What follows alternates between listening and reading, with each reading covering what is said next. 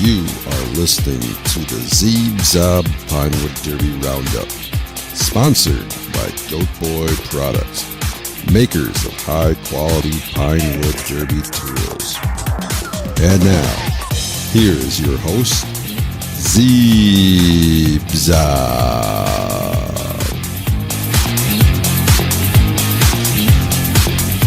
Hello, and welcome to the first edition of the Zeebzob Pinewood Derby podcast. I am your host, Zeebzob, and we are coming from the Zeebzob Speed Shop in Mukwonago, Wisconsin. I want to give a quick shout out to BSB, Bandsaw Bill. He gave me the idea to do this podcast, and the purpose of it is basically to promote the Pinewood Derby hobby and all the league racing that we do, trying to just add a little dimension to the thing that we all love and are kind of addicted to.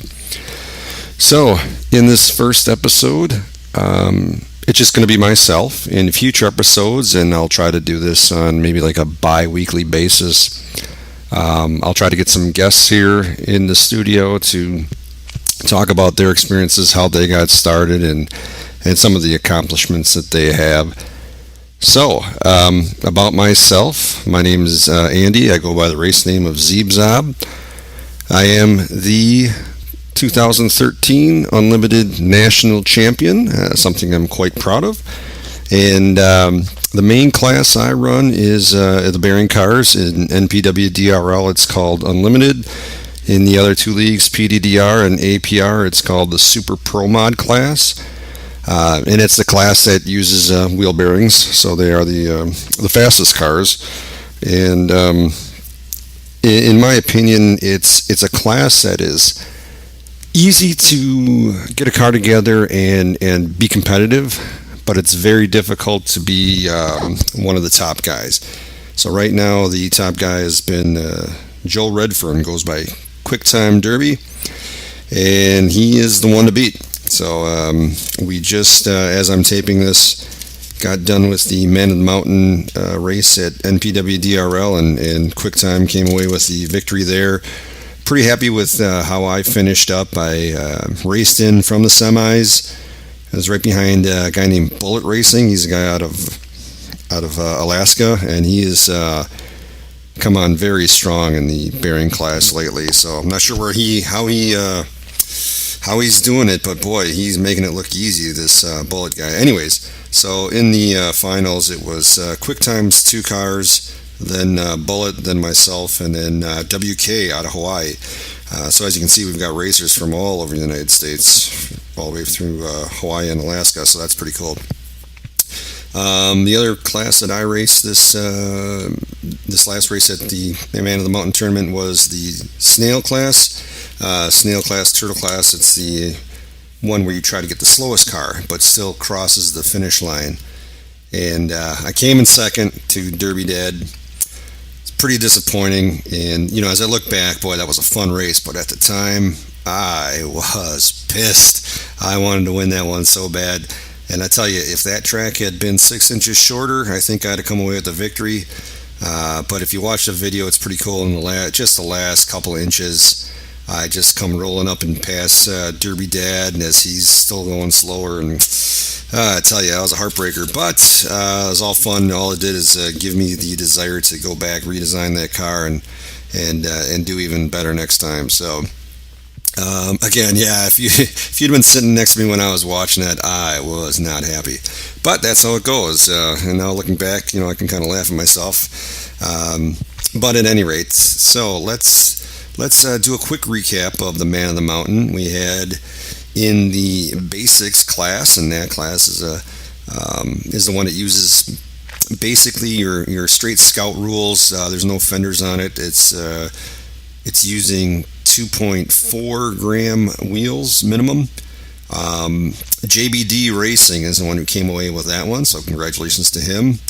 In the street stock amateur, now street stock is much like the basics class, but it uses fenders, and the wheels can be down to 2 grams.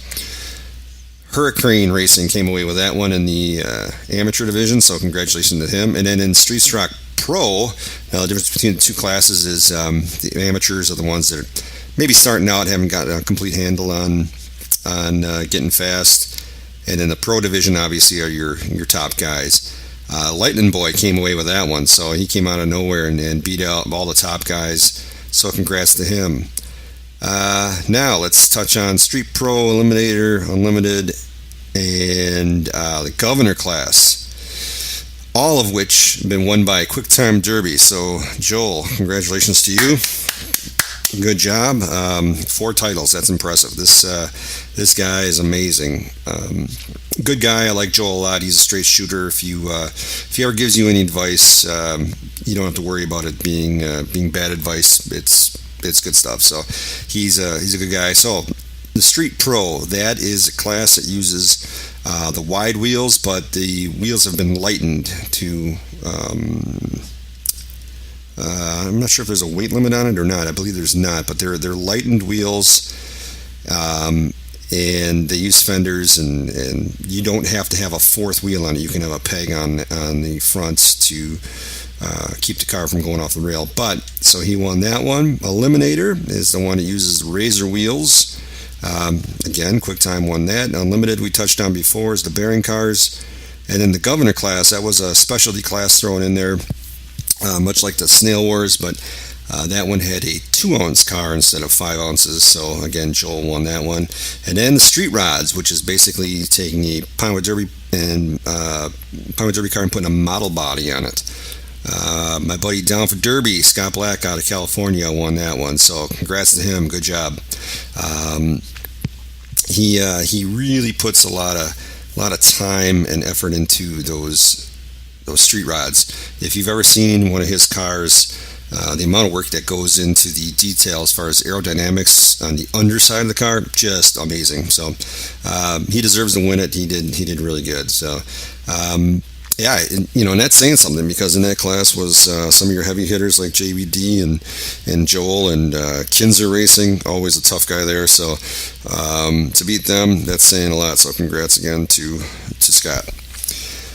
So that was a quick recap of the NPWDRL race from this last week, held in December of 2014. The next race will be this coming weekend over at PDDR. It's the King of the Hill tournament. So PDDR is a league that was founded a few years ago by the Jukes brothers, Glenn and David, and they took some time off, regrouped this year, started up again. So good luck to them in getting everything back and up and running the way it was. They put on a good show. And then over in APR, they had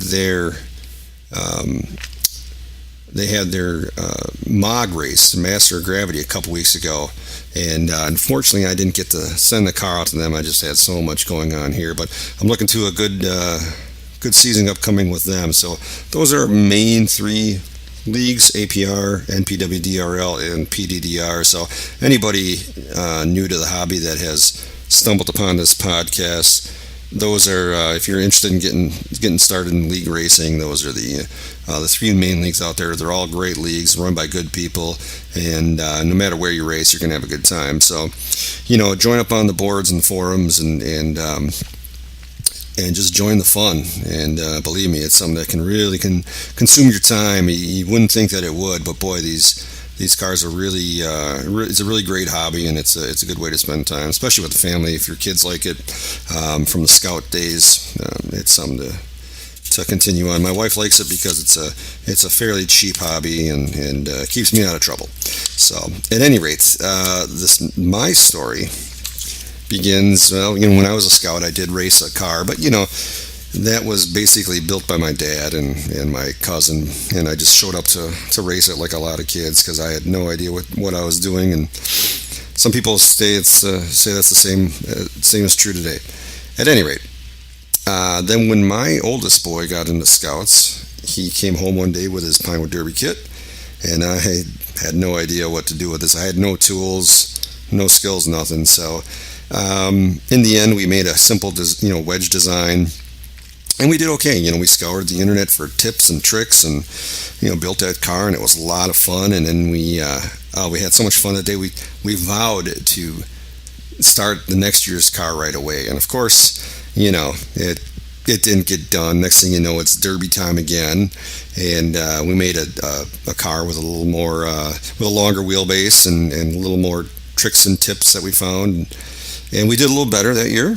And again, really looking forward to the year after that. So then, by his third year, when he was a bear, we built the car, and then I decided to build a car for the friends and family division that goes along with scout racing. So I built this car, and the rules were much more open. So you could have modified wheels and so on and so forth. So there was this kid who was a older brother of one of my son's friends, and he was telling me how he wins it every year, and there's no need for me to even try it. He was going to win hands down, and I thought, I am going to beat this 12-year-old kid if it kills me. So that's the time that I discovered PDDR and found a lot of tips and tricks, and was really reading the forums and asking questions. And so I built a car, and it was basically a modified or an eliminator car, depending on which league you run in. But it had the razor wheels, and it was embarrassingly fast. The car would go down, and the whole crowd would just ooh and ah as the thing went by. And I may have overdone it, but I really had the bug then. So I thought, you know what, I'm going to send this car in to race with the big boys over the Jukes, the PDDR. So I remember when I sent that car in. Now, I had just sold my house, and I was in the process of building a new one. So we were living in a temporary house, and so any tools that I had accumulated at that point were all in storage. So I basically had this one car, and I couldn't really do anything with it. But and incidentally, the name of the car was the Pine Torpedo, and nobody's really gotten that. If you know me, I try to come up with some kind of goofy name or clever name that makes me laugh. But Pine Torpedo, if you think about it, it's only one letter off from a phrase in a song from Spinal Tap called Big Bottom. And my baby fits me like a flesh torpedo, or my baby fits me like a flesh tuxedo. I want to sink her with my pink torpedo.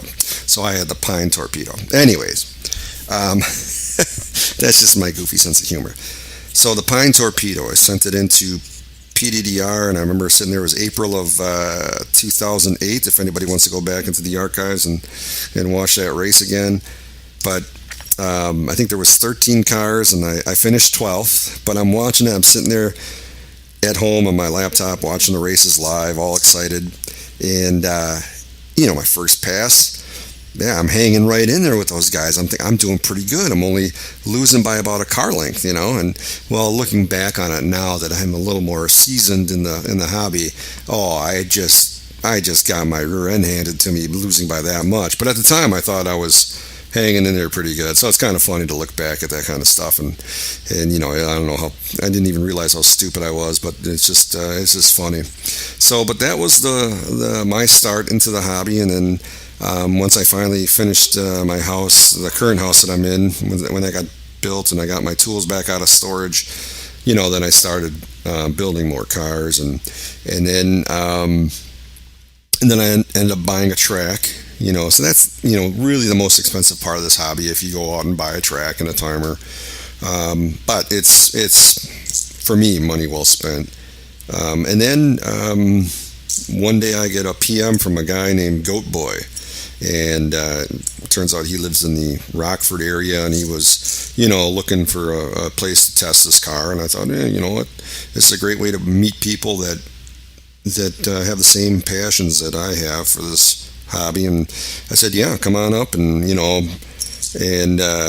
so the day he comes up, the car pulls up in the driveway, and this big, huge guy comes out of this car. If you've ever seen Ian, he's like 6'5" and about 300 pounds, just big dude. I'm like, oh man, this guy's gonna kick my ass, if something goes wrong. But it turned out that Ian's just the greatest guy, and I have a great time whenever he comes up to test. It's about an hour and a half drive for him, so he tries to make it out here about once a month. Obviously some months he can't because of time constraints and whatnot when he's busy at work. But I tell you, if it wasn't for this hobby, I wouldn't have met Ian. I wouldn't have met a guy named Mario. He goes by Quad Dad. Turns out Quad Dad just lives about 9 minutes from my house here. So another great guy, and we had we just hit it off real well. And even outside the hobby, these guys talk to him about other things. And Quad Dad's got kids that go to the same school as my oldest boy now, and he's just the great guy. And then also met Todd Meyer, who goes by E3, and Mr. B lives not too far from here, and Rocket Car. So these guys come out to my house here to the Zeebzob Speed Shop to test now and again. And they're just super guys, all dorks like me. So, but it's a great chance for us to get together, test, and BS a little bit with each other, and have a great time. So, very thankful for that, indeed. But I think that's going to about wrap it up for this first one. It's a shorter podcast. Hopefully, as we go into the future and I start getting some guests here, like I plan to have Todd, E3 PWD in the next coming weeks, and Mario as well. So I'm really looking forward to these podcasts, and hopefully it's another way for people to just have another facet of the hobby and continue to grow it. I'm trying to encourage everybody to race at the Nationals this coming year in I believe it's in April in Omaha, Nebraska. We all plan to go live, all the guys from the Zeebzob Speed Shop. As far as I know, everybody's still on board with that. So we want to make it a true national event, because I tell you, when I won the one in 2013 in the Unlimited division, there were so many racers that were basically from other leagues or didn't race leagues on a regular basis, and I felt the people that won at DAP Nationals really represented a true a win over all racers, not just the ones that are the same guys every week in the league, which, and that's fine, because believe me, if you can beat Joel or Kinzer on at any time, that's a victory in itself. But as we go forward, my real goal is to get everybody racing together at least for one event a year, to just show what we've got and see what we can do, and really get beyond some of the drama that's gone on in Pinewood Derby. If you're new to this hobby, I tell you, you wouldn't believe some of the fights and drama that happens over these toy cars. That's the funny thing. When you look at it, we're just racing toy cars. So. And I'm as guilty as anybody else in some of this drama. Believe me, I know. You get caught up in it. Somebody says something, you take it the wrong way, or what have you. You're sitting at your keyboard, and you're suddenly you're Billy Badass, as Ian likes to say. But hopefully, as we move forward, that can be stuff in the past, and we can just race and try to build the best and fastest cars we can. So, until next time, everybody. This is Zeebzob signing off.